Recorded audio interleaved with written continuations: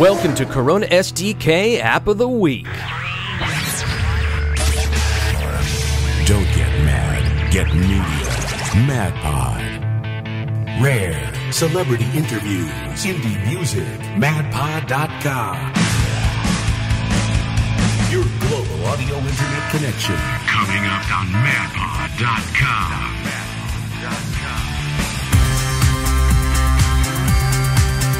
Hey everybody, how you doing? JADonnelly with you, madpod.com. And welcome to our first maiden podcast of the Corona SDK App of the Week from Ansca Mobile. And we're going to be doing this every week, interviewing the developers who are picked for the Corona SDK App of the Week. And this week we have Pirate Island from the UK-based Bamify Studios and Michael Griffiths, all coming your way next on madpod.com. Don't get mad, get media. MadPod. MadPod.com. Okay, welcome to madpod.com. I'm JADonnelly, and on the Skype line we have Michael Griffiths of the UK-based Bamify Studios, and he has the Corona SDK App of the Week. Welcome, Michael. Hi, hello. I want to ask you a couple questions, and this is the maiden podcast of the App of the Week, and so we're going to ask you a couple questions about your app. And how long did it take to actually make your app, Pirate Island?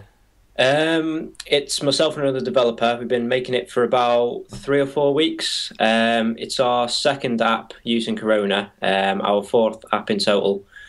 Before coming to Corona, we used Appcelerator, Titanium Appcelerator. The issues with that we found were quite limiting for games. It's more for an app rather than a game.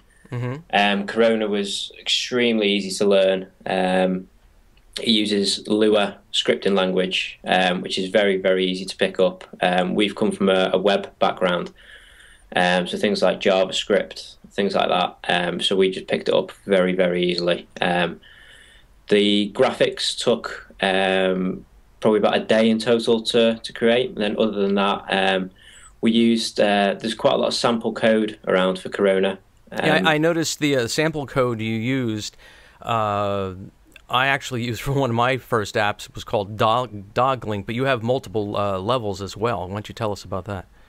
Yeah, it's using, I'm sure you've probably heard of the Director class by someone called Ricardo.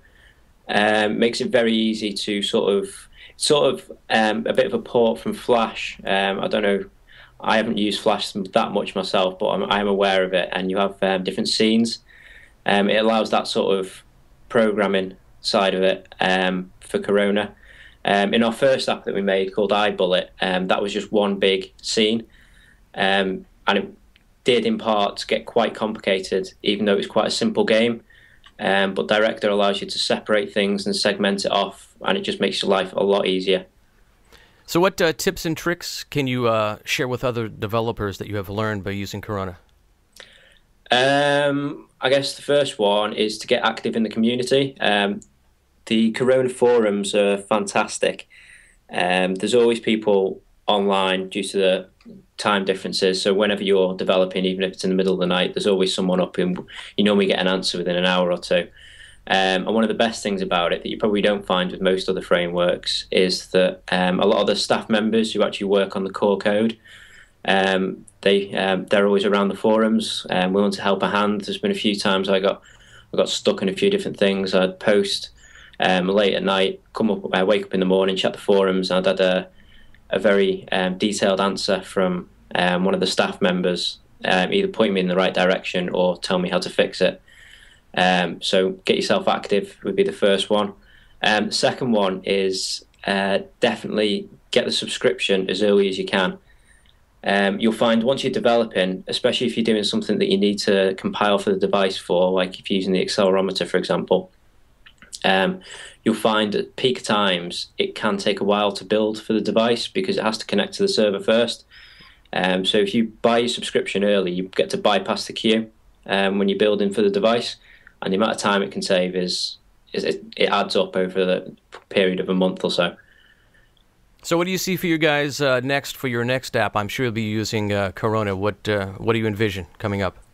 We're hoping to release another one before Christmas. It's called Keepy Uppy. The idea is you've got a football on screen, you have to tap the football and keep it up in the air without letting it land on the ground. There's a few different modes to that. There's trick mode, where you have to try and bounce the ball around the screen as much as you can, get spins, bounce it off objects, try and collect trophies, things like that. And then we've got another game coming up, which will probably be early New Year, called Spinball Lizard. It's a physics-based game. It's quite complicated, and it's probably only about halfway done. So keep an eye out for that one. Congratulations, Michael Griffiths, the UK-based Bamify Studios, Corona SDK's first App of the Week podcast interview, I should say. There'll be many more App of the Weeks for Ansca Mobile. Thank you very much, Michael. And what website can we get you at? We've got a holding page up on Bamify.com, but our flagship product is called Bamify Ads, which is it's a free ad network. Basically, if you've got a website, an app, anything like that, you can sign up, put a few banners on various people's websites as if you would with sort of AdSense and AdWords, that sort of thing. And then every time you then place a banner on your own website, and then every time that banner is shown, you earn yourself some credits, which is then used to show your advert across our network of 3,000 users. So it's a very good way of getting a lot of traffic very quickly to your app, to your website, and it's got us a fair few hundred downloads so far, so it's worth checking out. That's BamifyAds.com. Pirate Island, Corona SDK App of the Week. Congratulations, Michael. Thanks a lot. Thank you. Gadgets, gaming, mobile devices, tech news. Don't get mad. Get media. MadPod. MadPod.com.